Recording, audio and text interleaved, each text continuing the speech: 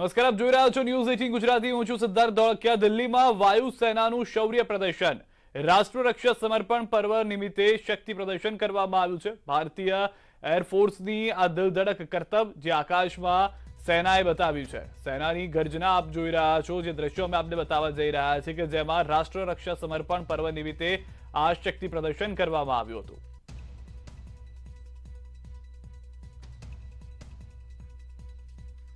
ગઈકાલે પણ એવા અનેક નજારા જોવા મળ્યા હતા. દિલધડક એ વાયુસેનાના આજે ફરી એક વખત રાષ્ટ્ર રક્ષા સમર્પણ પર્વની ઉજવણી દરમિયાન જોવા મળ્યા છે.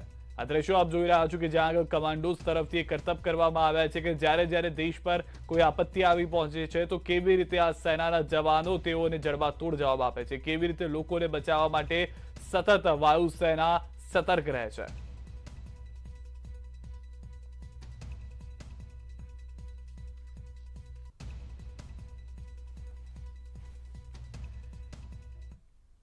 ભરૂચના ધર્માંતરણ ષડયંત્ર કેસમાં ધરપકડો શરૂ થઈ ચૂકી છે. ભરૂચ પોલીસે ધર્માંતરણ કેસમાં 4 આરોપીઓ પકડ્યા છે.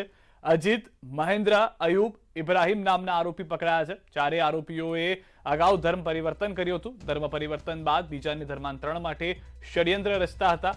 આમોદના કાંકરિયા ગામમાં હતું ધર્માંતરણ ષડયંત્ર. ભરૂચ પોલીસે 2 દિવસ અગાઉ 9 સામે ફરિયાદ નોંધી હતી. કાયદાકીય મંજૂરી વગર ધર્મ પરિવર્તન કરાવાયું હતું. 37 પરિવારના 100 થી વધુ લોકોનું કરાવાયું હતું ધર્મ પરિવર્તન. ધર્માંતરણ કેસમાં વધુ આરોપીઓની થઈ શકે છે ધરપકડ. કેસના તાર યુપી અને વડોદરા સુધી પણ પહોંચી શકે છે. આ આખું રેકેટ કે ષડયંત્ર ધીમી ગતિએ છેલ્લા 15 વર્ષથી ચાલી રહેલું છે. ગઈકાલની આ ગુનાની તપાસમાં કુલ 4 આરોપીઓને અટક કરવામાં આવેલા છે. આરોપીની સંખ્યા કુલ 9 છે. તે પૈકી ગઈકાલે 4 આરોપી પકડાયેલા છે. આ ફરિયાદી શ્રી વસાવા હિન્દુ હોવાના નાતે એમને મુસ્લિમ ધર્મનું થોડું ઘણું જ્ઞાન મળતા સૌ પ્રથમ આ પ્રવીણ મુસ્લિમ ધર્મ અંગીકાર કરે છે. ત્યાર પછી ધીમે ધીમે તેમના સંપર્કમાં રહેલા બીજા હિન્દુ પરિવારના નાગરિકોએ 9 જેટલા નાગરિકોએ ફરી પાછા મુસ્લિમ ધર્મનો અંગીકાર કરેલો. આ પ્રવૃત્તિને વેગ આપવા સારું નાણાકીય, ઘર મકાન, ભણતર, અભ્યાસ, અન્ન, કપડાં, લત્તા અને નમાઝ પઢવા માટે ઈદગાહ અને કબ્રસ્તાન પણ બનાવવામાં આવેલું છે ફરિયાદીની ફરિયાદ મુજબ. પરંતુ તપાસમાં હજુ આ વિગતો બાકી છે. ઇન્વેસ્ટિગેશન ચાલુ. મોરબીના 600 કરોડના હેરોઇન કેસમાં વધુ ધરપકડ થઈ છે. હેરોઇન કેસમાં પંજાબથી 5 આરોપીઓની ધરપકડ થઈ છે. ગુજરાત એટીએસે પંજાબથી કરી છે ધરપકડ. હેરોઇન કેસની તપાસમાં થયો છે મોટો ખુલાસો. 120 કિલો હેરોઇનનો જથ્થો પંજાબ મોકલવાનો હતો. ગુજરાત અને રાજસ્થાનના માર્ગો બંધ કરતા નવો માર્ગ પસંદ કર્યો હતો. હેરોઇન ઘુસાડવા ગુજરાતના દરિયાઈ માર્ગનો ઉપયોગ કર્યો હતો. મુખ્ય આરોપી ઝહીર બલોચને પિતા પણ અન્ય કેસમાં સંડોવાયેલા છે. ઝહીરના પિતા ઇન્ડોનેશિયામાં 600 કરોડના હેરોઇન સાથે પકડાયા હતા. કેસમાં એટીએસ કરી શકે છે હજુ મોટા ખુલાસા. મોરબીના જીંજુડા ગામથી પકડાયું હતું કરોડો રૂપિયાનું હેરોઇન. અગાઉ પકડાયેલ 3 આરોપીઓ હાલ છે 12 દિવસના રિમાન્ડ પર. આરોપી શમસુદ્દીન, મુખ્તાર અબ્બાસ અને ગુલામ છે રિમાન્ડ પર.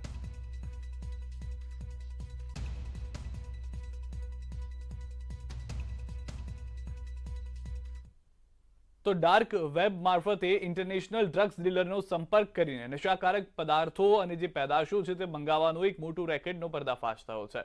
અમદાવાદ પોલીસે આ કેસમાં આનંદનગરના રહેવાસી વંદિત પટેલ અને સેજલપુરના જ પાર્થ શર્માની ધરપકડ કરી છે. તપાસમાં આરોપીઓ પાસેથી અમેરિકન હાઇબ્રિડ ગાંજો, અમેરિકન ચરસ, લકલ ચરસ, મેજિક મશરૂમ તથા શેટર જેવા નશાકારક ડ્રગ્સનો જથ્થો કબજે કરાયો છે. પોલીસના મતે આરોપીઓ ડાર્ક વેબથી ઇન્ટરનેશનલ ડ્રગ્સ ડીલર પાસેથી ઓનલાઈન ડ્રગ્સ મંગાવતા હતા અને હવાલા સિસ્ટમથી ક્રિપ્ટોકરન્સી મારફતે પેમેન્ટ કરીને ચૂકવણું કરતા હતા અને બાદમાં કાર્ગો પર કુરિયરથી ડ્રગ્સ મંગાવતા હતા. આરોપી કાર્ગો એર કુરિયર મારફતે રાજ્યના અલગ અલગ સરનામા પર દ્રાક્ષના પાર્સલ મંગાવતો હતો. એટલું જ નહીં, સ્કેનરમાં પકડાઈ ન જાય તે માટે ખાસ પ્લાસ્ટિક બેગને પણ ઉપયોગમાં લેતો હતો.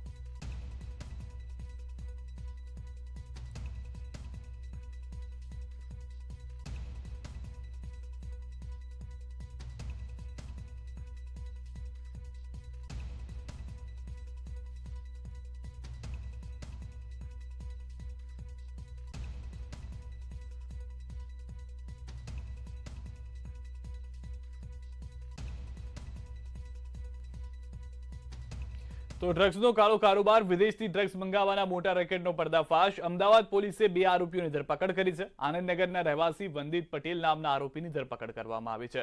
તો વેજલપુરના પાર્થ શર્મા નામના આરોપીની પણ ધરપકડ કરવામાં આવી છે. ડાર્ક વેબથી ઇન્ટરનેશનલ ડ્રગ્સનો કારોબાર કરતા હતા અને સંપર્ક હવાલા સિસ્ટમથી તેઓ આ સમગ્ર ઘટનાને ધ્યાનમાં લેતા હતા. સૌથી મહત્વની વાત એ છે કે એક પછી એક અનેક એવી ઘટનાઓ જે સામે આવી રહી છે.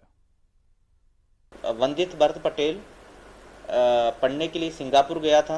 वहाँ से इसने हॉस्पिटलिटी और टूरिज्म में डिप्लोमा में कोर्स किया है और वहीं से उसने डार्क वेब के थ्रू किस तरीके से ड्रग डीलर्स को संपर्क किया जाए और उनको किस तरीके से हवाला के थ्रू और क्रिप्टो करेंसी का यूज करके और फंडिंग किया जाए, इस वहीं से इसने सीखा है. और यहाँ आने के बाद में 2019 से यह धंधा कर रहा था. આ તરફ અમદાવાદમાં આશારામ આશ્રમ ફરી વિવાદમાં આવ્યો છે. આશ્રમમાંથી ગુમ યુવક અંગે આશારામ આશ્રમનો દાવો છે. રાત્રે આશ્રમના મેલ આઈડી પર યુવકનો મેલ આવ્યો. મેલમાં યુવકે સલામત હોવાનું ટાંક્યું છે તેવું આશારામ આશ્રમ તરફથી કહેવામાં આવ્યું છે. યુવક પોતાની મરજીથી એકાંતમાં ગયો છે. ચાંદખેડા પોલીસ ઘટનાની તપાસ શરૂ કરી ચૂકી છે. સીડીઆર આશ્રમનું મેલ આઈડી, યુવકના મેલની તપાસ ચાલી રહી છે. મેલ સાચો છે કે નહીં તેની ટેકનિકલ તપાસ કરવામાં આવી રહી છે. ગુમ વિજય યાદવ અને પરિવારજનોની કોલ ડિટેલ પણ મંગાવાઈ છે. હૈદરાબાદનો યુવક ગુમ થયો હોવાના છે અહેવાલો. ગઈકાલે યુવકના માતા પિતા હૈદરાબાદથી અમદાવાદ આવ્યા હતા. 27 વર્ષીય વિજય 3 નવેમ્બરે હૈદરાબાદથી અમદાવાદ આવ્યો. પુત્ર ન મળતા યુવકના માતા પિતાની શોધખોળ અગાઉ પણ જોવા મળી હતી. આશારામ આશ્રમ વિવાદમાં આવી ચૂક્યું છે. 13 વર્ષ અગાઉ પણ દીપેશ અને અભિષેક ગુમ થતા વિવાદમાં આવ્યું હતું. તો આશારામ આશ્રમ સાથે આશારામ ફરી વિવાદમાં આવ્યા છે. ત્યારે પૂર્વ આઈપીએસ અધિકારીના પુસ્તકમાં મોટા ખુલાસા થયા. પૂર્વ આઈપીએસ અધિકારી કુમાર કિશોરની પુસ્તકમાં ઉલ્લેખ કરાયો છે. કિશોર કૃણાલના પુસ્તક દમન તક્ષોમાં છે કે ઉલ્લેખ પુસ્તકમાં છે આશારામની કેવી હતી ધાક તેનો ઉલ્લેખ કરાયો છે. આશારામના વ્યભિચાર અંગે ફરિયાદ પત્રનો પણ છે ઉલ્લેખ. ગુજરાતમાં પણ સેવા બજાવી ચૂક્યા છે કિશોર કૃણાલ.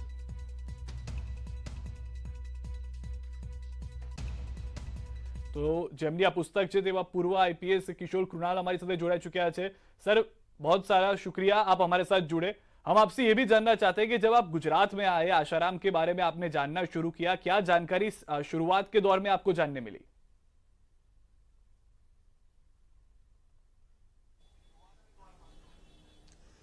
મારું નામ કિશોર કુનાલ છે. હું ગુજરાત કાડરનો આઈપીએસ અફસર હતો.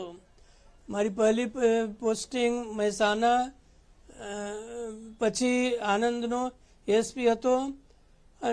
જ્યારે હું ડીસીપી અમદાવાદ પૂર્વી ક્ષેત્રનો હતો ત્યારે મારી પાસે એક શિકાયત પત્ર આવ્યું જેમાં લખ્યું હતું કે એ સાધુ જે છે એ ચરિત્રહીન છે. જ્યારે જાય છે વ્યાસ ગદ્દી પર બેસે છે, પહેલા વ્યભિચાર કરીને જાય છે, આવે છે, પછી એ કામ કરે છે. જ્યારે હું વોલન્ટરી રિટાયરમેન્ટ માટે ત્યાં ગયો હતો એ પત્રની તપાસ કરી હતી. પત્ર તો નહીં મળ્યું, કિંતુ એની પૂર્વની એ રીતે થઈ કે જ્યારે બિહારના મુખ્યમંત્રીની પત્ની દિલ્હીમાં બીમાર હતી ત્યારે એક મંત્રી ગયો હતો એની પેરવીમાં. હું ત્યારે ધાર્મિક ન્યાસ બોર્ડ, બિહાર ધાર્મિક ન્યાસ બોર્ડ અધ્યક્ષ હતો. તો મેં બાત નીતિશ કુમારજીને કહ્યું હતું, એ બાત કહી હતી. અને નીતિશ કુમારે જ્યારે આસારામ બાપુ જેલ ગયા તે બાતની ઓથેન્ટિસિટીની સબની જાણ દઈ હતી. આપણી પુસ્તકના એક બે કિસ્સા મેં પણ વાંચ્યા જેમાં આપે કહ્યું છે કે જેમાં લખવામાં આવ્યું છે કે રિક્ષા ચાલક હોય કે કોઈ પણ ટેમ્પા ચાલક હોય તેને આપ કહો તો સીધા તે સાબરમતી આશ્રમ લઈ જતા હતા. તે વિશે જો આપ જણાવી શકો.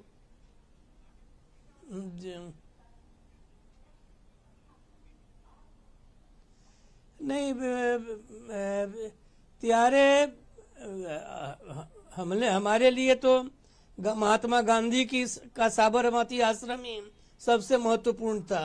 लेकिन उस समय आसाराम बापू की इतनी प्रसिद्धि थी कि कोई कहता था कि साबरमती जाना है तो वे आसाराम बापू के आश्रम में ले जाते थे. इतनी प्रसिद्धि थी उस आश्रम की. जब मैं डीसीपी अहमदाबाद में था 1978 में। अच्छा, आपसे ये भी जानना था कि जिस तरह से आपने बात की, कभी कभी ये भी जो खत की बात आपने की, एक बात, जी जी जी, खत्म कीजिए आपकी बात। जी जी, नहीं ऐसा है, मैं एक आपको बहुत वाक्य, रोचक वाक्य सुनाना चाहता हूँ। मैं गुजरात पहुंचा, उसी के 10 दिनों के अंदर नवनिर्माण आंदोलन शुरू हुआ। ये किताब में भी ये बात मैंने लिखी है। तो हम लोग रोड पर रहते थे और पुलिस का वाहन जब जाता था तो विद्यार्थी लोग नारा लगाते थे, मफतलाल जा रहा है। तो पुलिस वाले उतर करके बड़ी पिटाई करते थे। मैंने पूछा कि मफतलाल इतना बड़ा इंडस्ट्रियलिस्ट है, उसको पुलिस से जोड़ रहे हैं, तो इसमें गुस्सा होने की क्या बात है? तो किसी ने मुझे पहले नहीं बतलाया। एक दिन एक हवलदार ने बतलाया कि सर गुजराती में मुफ्त को मफतलाल कहते हैं। मफतलाल यानी मुफ्त खाने वाला, मुफ्त सामान लेने वाला, मुफ्त सब कुछ काम कराने वाला। तो बहुत दिनों तक पुलिस की इमेज ऐसी थी, लेकिन पिछले 30 साल में मैं समझता हूँ पुलिस ने अपनी छवि सुधारी है और लाल वाली बात लोग भूल गए। मेरी किताब में नवनिर्माण आंदोलन पर भी बहुत कुछ प्रकाश डाला गया है, क्योंकि नवनिर्माण आंदोलन हम लोगों ने देखा है और उसके बारे में सब कुछ लिखा है। नवनिर्माण आंदोलन कैसे शुरू हुआ और कैसे इनके नेताओं में इतनी ईमानदारी थी कि एक आध को छोड़ करके कोई राजनीतिक लाभ किसी ने नहीं लिया। यह नवनिर्माण आंदोलन की बहुत बड़ी उपलब्धि थी। और नवनिर्माण आंदोलन के बाद ही देश में जो इंदिरा गांधी जी के खिलाफ वातावरण बना था, जिसके कारण इमरजेंसी आई और फिर इंदिरा गांधी जी को जाना पड़ा। सर, आपसे ये भी जानना चाहेंगे, जिस तरह से आपने पुलिस फोर्स की बात की है, 30 साल में बहुत बदलाव देखे, पर लेकिन जब आप गुजरात में आए, क्या आपको लगा कि कोई आईपीएस या कोई पुलिस अधिकारी भी आशाराम के साथ था, वो उनका अनुयायी बन चुका था? कभी कभी जब तलाश करने जाते थे, तफ्तीश में जाते थे, तो आपको हालाकी होती थी उसमें?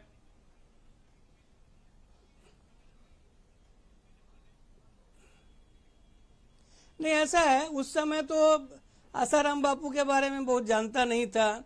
आसाराम बापू के बारे में एक पत्र आया और जब तक उस पर तपास होती तब तक मैं बिहार चला आया था।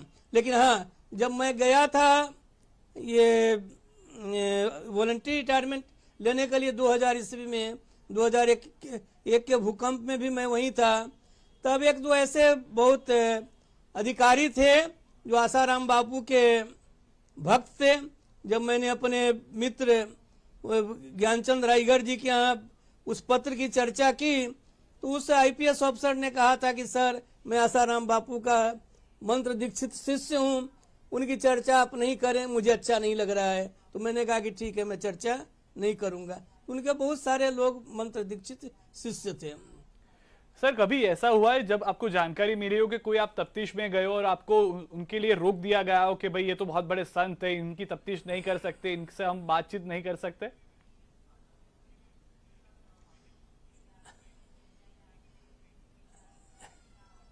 नहीं, असल में वो उस समय अहमदाबाद में केवल 2 डीसीपी हुआ करते थे।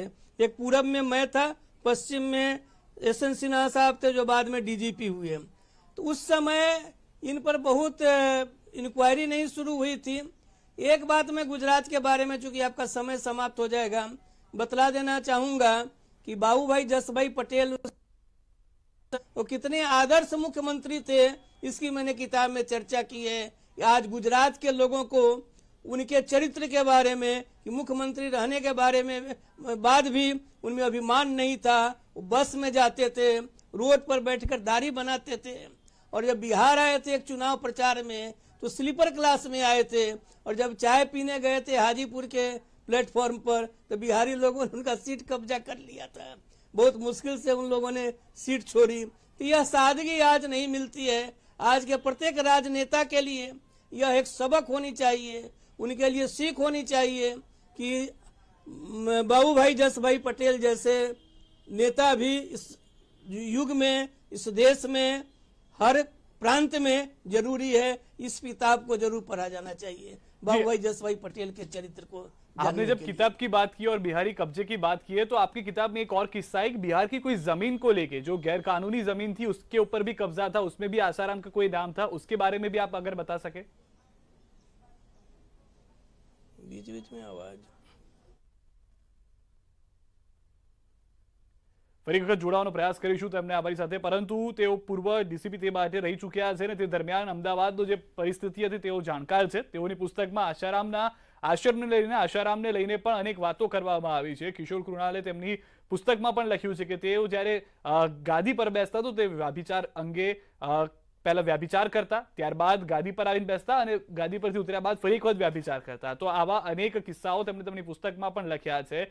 બે બાળકો ગુમ થયા અને ત્યારબાદ આશારામ પર જે ગાળિયો કસવામાં આવ્યો અને તેના લીધે આ સમગ્ર ઘટનાનો એક બાદ એક ખ્યાલ આવ્યો કે કેવી રીતે એક વ્યક્તિ એક આશ્રમમાં રહી અને અનેક એવા ગેરકાનૂની કાર્યો કરતો હતો। જે આશ્રમ છે તે આશ્રમમાં લોકો ભક્તો જે આવતા હતા તેનો દુરુપયોગ કરવામાં આવતો હતો, તેમની આસ્થા સાથે રમત રમવામાં આવતી હતી। અને જ્યારે અનેક લોકો જે સિસ્ટમમાં હતા, પોલીસ હોય, મંત્રીઓ હોય કે કોઈ નેતા હોય, એ તમામ લોકો જ્યારે સંત પાસે એક અનુયાયી તરીકે જતા હતા તો તેનો જ ઉપયોગ સંત દ્વારા, આશારામ દ્વારા કરવામાં આવતો હતો। सर, एक बार आपसे ये भी जानना चाहेंगे, जिस तरह से आपकी पुस्तक में आपने बताया है कि कोई बिहार की जमीन थी जिसमें भी आसाराम का नाम था, कोई जमीन को लेके आपने वो बात कही गई, अगर आप वो विस्तार से बता सके। बिहार की जमीन पर उन्होंने कब्जा किया था, बहुत मुश्किल। असल में यहाँ पर एक भीखम दास ठाकुरबारी है, उसी की जमीन करीब 15 कट्ठा जमीन उन्होंने कब्जा की थी, उनके साधकों ने कब्जा की थी। मैं धार्मिक न्यास बोर्ड का अध्यक्ष था, उसके लिए मुझे हाईकोर्ट तक लड़ना पड़ा और अंत में उस जमीन को खाली करवाया गया और आज वहाँ पर एक नेत्रालय चलता है, आई हॉस्पिटल चल रहा है। सर, तभी भी फोन तो आए होंगे कि आप आसाराम मैं की जमीन पहला पे- व्यक्ति था जो आसाराम बापू जी के कब्जे में जो जमीन थी ली गई थी दूसरे मठ की, उसको वापस कराया था। तो तभी भी आपके ऊपर दबाव तो बनाया गया होगा कि ये तो बापू की जमीन है, आप इसको नहीं कर सके, आपको भी पाप लगेगा, नरक में जाएंगे, ऐसी बातें आपको भी हुई होगी।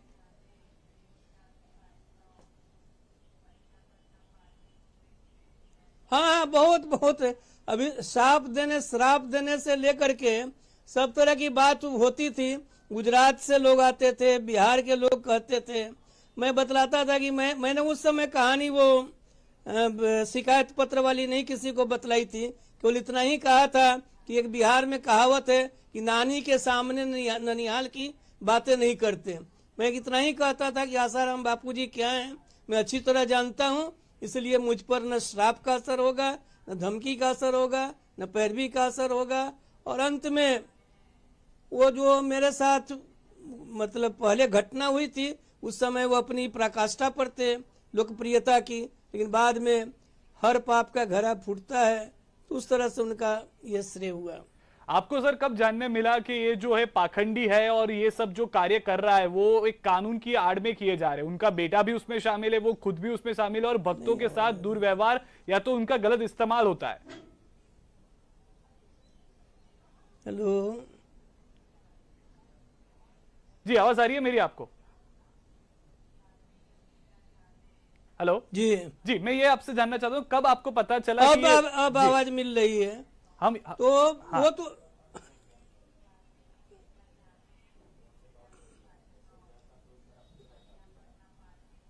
ये कब आपको जानने अभी मिला पूछ कि रहे ये थे, पाखंडी कुछ कब साधु पता है? चला? हाँ,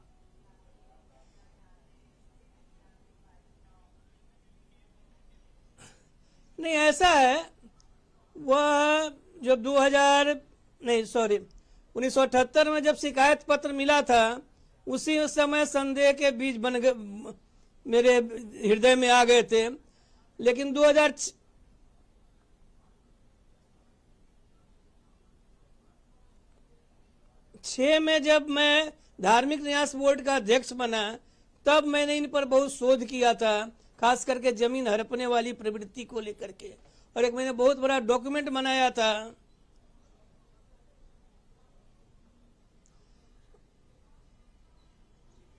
जो पटना हाई कोर्ट में हमने जमा किया, जिसके कारण वो जमीन जो पटना की जमीन हड़पी गई थी वो खाली हुई। आपको कोई नेता या पुलिस अफसर का तब फोन आया था कि आप आसाराम की ये बात जो कर रहे हैं आप मत कीजिए, या तो उनके सामने जो केस लड़ रहे हैं वो मत करिए?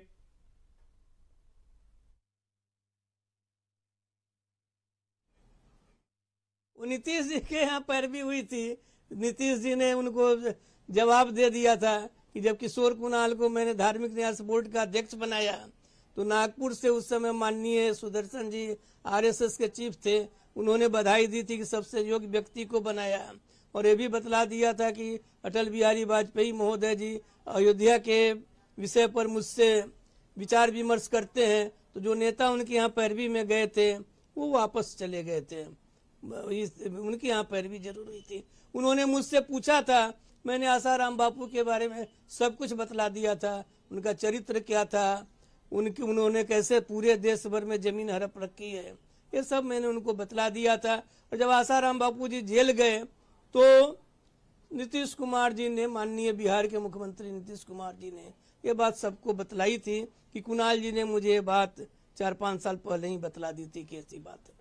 जब आपने नीतीश जी को ये बात बताई उस समय जब आसाराम पैरवी के लिए गए थे, तो नीतीश जी ने आपसे क्या कहा था कि ये आप केस छोड़ दीजिए या तो आप हम आपके साथ हैं? क्या बात की गई थी तब? ना जी ना, नीतीश जी में सबसे बड़ी विशेषता है कि वो हस्तक्षेप नहीं करते, प्रशासन में हस्तक्षेप नहीं करते। उन्होंने बतलाया कि ऐसे पैरवी में लोग आए थे, क्या मामला है आसाराम बापू जी का। तो पहले मैंने उनके बारे में जो गुजरात में मैं था तब जानता था वो बतला दिया, और फिर बिहार में कैसे उन्होंने जमीन पर कब्जा किया था ये बतला दिया। फिर उन्होंने कहा कि जैसा आप कर रहे हैं कीजिए, मेरा पूरा सपोर्ट है। नीतीश जी आज तक किसी भी प्रशासनिक काम में हस्तक्षेप अपने से नहीं करते हैं, केवल जानकारी लेते हैं कि क्या स्थिति है। आपने अपनी पुस्तक में वो व्याभिचार वाली भी बात की कि जब भी वो व्यास बैठते थे गादी पे जाके, व्यास गादी पे, तब भी वो व्याभिचार करके आते थे और गादी पे उतरने के बाद भी व्याभिचार करते थे। ये बारे में आपको कब जानकारी मिली या किसने कहा आपको इस बारे में?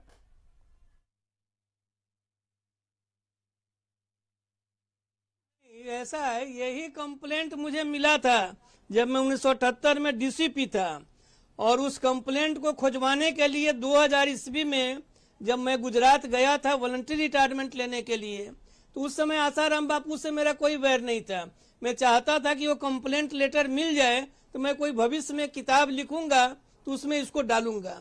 तो वो कंप्लेंट नहीं मिला, लेकिन उसकी पुष्टि बाद में वो जो नेताजी थे, मंत्री जी नीतीश जी के यहाँ गए थे पैरवी में, उनके द्वारा उसकी पुष्टि हो गई, लेकिन वो कंप्लेंट मुझे नहीं मिला था। और उस समय आसाराम बापू से मेरा कोई वैर नहीं था, सिवाय इसके कि उनके चरित्र के बारे में किसी ने मुझे लिख करके भेजा था जब मैं अहमदाबाद का डीसीपी हुआ करता था। जब आप वो पत्र लेने के लिए गए थे तब क्या हुआ? वो पत्र मिला नहीं मिला उसके बारे में भी आपने पुस्तक में कुछ लिखा हुआ है? नहीं, हाँ, पत्र इसलिए नहीं मिल पाया कि उस समय 2 ही टेरिटोरियल डिवीजन थे। पूर्वी में मैं था, पश्चिमी में एस एन सिन्हा साहब थे। मेरे मित्रों ने जो वहाँ गुजरात में आईपीएस अफसर थे, उन लोगों ने कहा कि थाने का नाम ख्याल हो तो हम लोग वहाँ खोजवाएं, लेकिन इतनी पुरानी बात हो गई थी, 78 22 साल के बाद मैं गया था कि मैं और 2-3 महीना में रहा, खोजवाने की कोशिश की, वो नहीं मिल पाया। मिलता तो मैं उस पूरे पत्र को किताब में वर्बेटम डाल देता, अक्षरशः डाल देता क्या उस पत्र में लिखा हुआ था, लेकिन उस बात को मैं भूला नहीं था। 78 की बात भी 2000 ईस्वी में मुझे ख्याल थी और उसको खोजवाने की मैंने बहुत कोशिश की थी। मुझे आपसे ये भी जानना था, वो पत्र जो आप बता रहे हैं ये गुम कर दिया गया था या गुम हो गया था? आपको क्या लगता है, तटस्थ तौर पे आपको लगता है कि यहां से ही कुछ ऐसा हुआ था कि वो पत्र ना मिले, उस तरह से कुछ तैयारी की गई थी? नहीं जी, नहीं, अब ऐसा 22 साल पुरानी बात में पुलिस में रहा हूँ, वो इतने पत्र आते हैं कि वो स्वाभाविक रूप से भी समाप्त हो गया होगा। इसमें मैं कमेंट नहीं कर सकता, इसलिए कि मैंने बतलाया होता कि कोतवाली थाने में अमुक व्यक्ति ने दिया है और तब नहीं मिलता, तब मैं सोचता कि पत्र गुम कर दिया गया। लेकिन मैं 22 साल के बाद गया था, लेकिन उस पत्र का प्रभाव मेरे दिमाग में था, इसलिए मैं खोजने गया था। क्योंकि जब पत्र मिला था, आसाराम बापू उतने बड़े संत नहीं थे 1978 में, लेकिन 2000 ईस्वी में जब मैं गया था तो उस समय आसाराम बापू की ये धूम मची रहती थी, इसलिए मैंने सोचा था कि शायद वो पत्र मिल जाए तो मैं किसी किताब में डालूंगा। उस समय आसाराम बापू से मेरी दुश्मनी या बैर कहिए, जब उन्होंने पटना की जमीन कब्जा कर ली थी उससे मेरी उनसे लड़ाई हुई थी। और फिर समझिए कि वो जब जमीन खाली हो गई तो मेरा बैर समाप्त हो गया, मैं फिर तटस्थ हो गया। जब उन पर केस हुए तब मुझे लगा कि वो शायद 78 में जिसने वो पत्र दिया था वो व्यक्ति सच्चा रहा होगा, सच्चे ढंग से उसने सबको वो चेतावनी दी होगी, सबको बतलाया होगा कि ये व्यक्ति कैसा है, ये व्यक्ति कैसे हैं। जी शुक्रिया किशोर कृणाल जी हमारे साथ जुड़ने के लिए। तो पूर्व ડીસીપી રહી ચૂક્યા છે અમદાવાદના અને તેઓએ જે સ્પષ્ટ કહ્યું છે કે તેઓને આ વિશે ખ્યાલ આવી ગયો હતો। 1978માં એક પત્ર તેઓને મળ્યો હતો અને ત્યારબાદ તેઓ ગુજરાત પોસ્ટિંગમાં જ્યારે 2000માં આવ્યા ત્યારે આખું પરિણામ બદલાઈ ગયેલું હતું। જે માહોલ હતો તે આખો આશારામમય થઈ ગયો હતો, પરંતુ તેઓને આ વિશે સમગ્ર ખ્યાલ હતો અને જ્યારે આ ઘટના ઘટી ત્યારે તેઓને વિશ્વાસ હતો કે જે આરોપો લાગ્યા છે તે સાચા છે। સમાચારોમાં અત્યારે બસ આટલું। દેશ પ્રદેશની તમામ ખબરો માટે આપ જોતા રહો ન્યૂઝ 18 ગુજરાતી।